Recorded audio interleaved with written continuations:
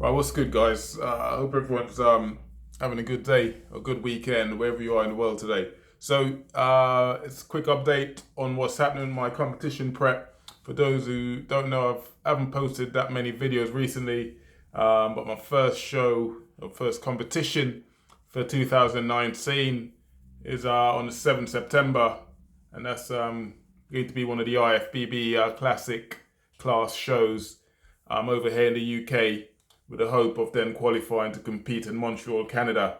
So currently, I'm about 12 weeks out from the first show. Really looking forward to it, as I took 2018 off, as some of you may or may not know.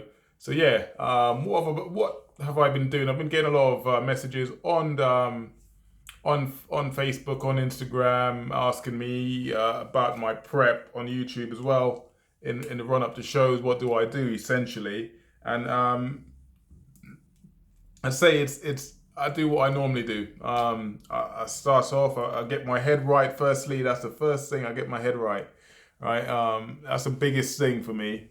Once your head's in the game, then you're ready to go. If your head's not in the game, dieting becomes very, very difficult. So get your head right, get yourself mentally ready to compete. Once you do that, you set out your diet plan. For me, I keep to what I know and what works for me. So I diet on around 3,000 calories going into the show. Probably I'll start off about 3,005 and gradually bring it down as I get closer to the show, depending on how quickly my physique changes, right?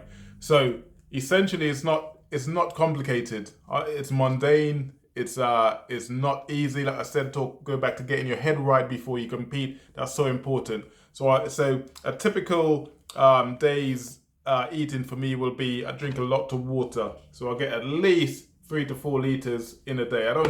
Some people go beyond that. I don't see the necessity to go beyond that. But as they say, 70%, it's very, very basic. People say it, whether it's true or not. I believe it's obviously there is some truth in it, but 70% of your muscles is water. Keep your water intake up. Flushes the crap out your system as well, and keeps your skin looking like mine.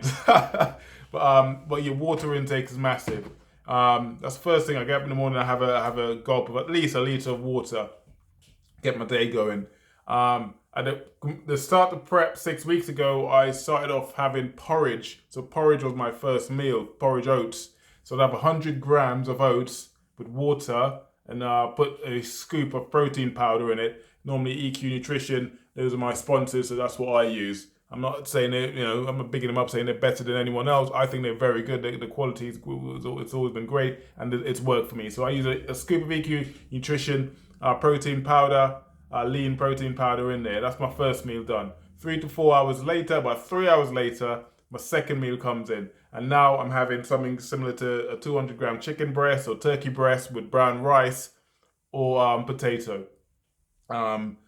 Maybe a 200-gram potato as well. It depends. It all depends. But initially, I start around about 200-gram potato, 200-gram chicken breast or turkey breast, like I've said, or even white fish. If it's white fish, I don't touch fish until the latter end of my diet. So at the start of the diet is mainly because I find chicken breast more dense, turkey breast more dense. For white fish, I find that if I go on white fish, it's less calorie dense, so I come in a lot quicker.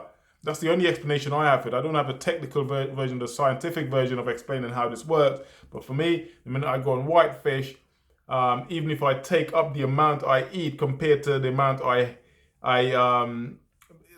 say I have 250-gram white fish as opposed to 200-gram chicken breast or turkey breast, within 2 hours or 3 hours, I'm a lot hungrier than I would feel if I'd had a turkey breast or a chicken breast.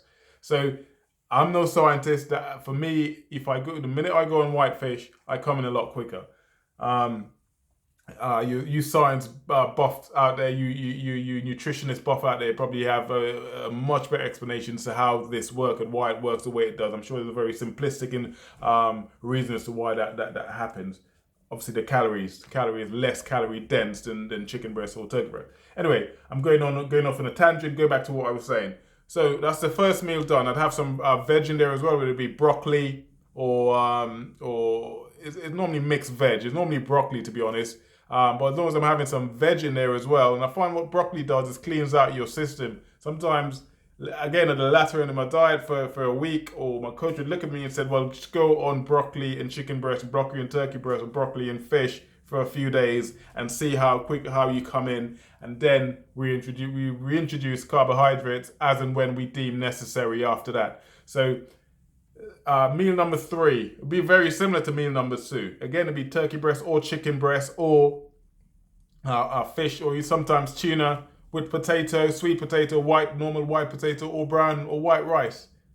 And again, it's measured out, it's the same amount. So it's about, the only disparity, the only difference I'd say between my carbohydrates, it's the measurement or the weight of my white rice as opposed to my potatoes. So I could have a 200 gram sweet potato or white potato for a meal, but the equivalent with rice would be about 50 grams.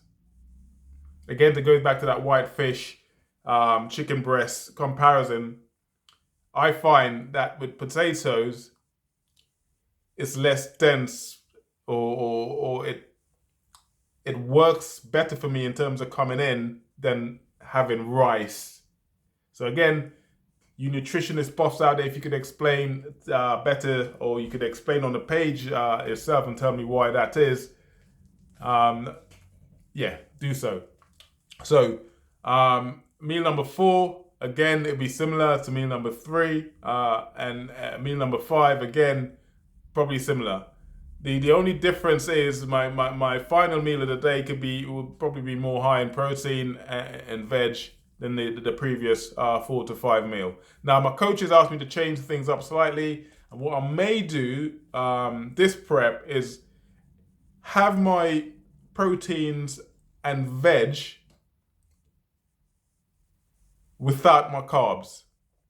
That's something he's kind of advised that I do. I've never tried this, and it makes sense to me. So what he's saying is, instead of having a protein and carbs every meal, protein, carbs, and veg every meal, have protein and veg every meal. So your chicken breast and broccoli, and the only time I should have my carbs is after I've trained. So I'd have all my carbs in one meal, as opposed to splitting it during the day. Do you see what I'm saying? So for me, it kind of makes sense. I want to try it out. It's a trial thing for me. I'm going to give it a go and see how it works for me. It may work, it may not work. Who knows? But yeah, that's where I'm at. So I'll chuck in a little video I made earlier onto this video, so you could have a rough idea as to my current condition at 12 weeks out. You could see a bit on this video, right? That's where I'm at. So yeah, and you make your mind up as to where you think I'm at, basically. Any comments, put it in the comment field downstairs. You know how it goes. Any question you may have. All I know is how I diet to get into a show. You know, you have, like I said, you've got scientists and nutritional buff. You've got your, what's his name, Norton, I can't remember his first name, but these guys could break these macros down and from a scientific point of view or scientific perspective better than I can. All I know is what works for me, and when to make adjustment, when not to make adjustment, when to add, when to increase my calories, when to decrease my calories. I may not get it perfect, but I've got a very good idea as to how it works, and that's how you should work as well if you're dieting for a show. My diet wouldn't necessarily work for you, but it gives you a good idea. It gives you a starting point, or it gives you a reference as to what you can and can't do, or what you should try. And I guarantee, if I put anyone in the diet I have going into a show, it will work for you. It will work for you 100%. It may not be. You may not be at 3,500 calories. You may need more. You may need 4,000 calories. You may need a heck of a lot less. You may need 2,000 calories. I wouldn't recommend going a lot below 2,000 calories as a bodybuilder, but there you go. But yeah, that's it for now. I'm going to sign off. I've been talking to you for almost 10 minutes now. I said I'm going to stick a video to my current condition until the end of this video, so you got a good idea, all right? So for now, peace. Keep tuning in. Subscribe to the page. I'm going to be posting a lot more videos, a lot more educational content in terms of what we do, what I do in prep for competitions. And I hope you guys like and subscribe. For now, take care. Peace.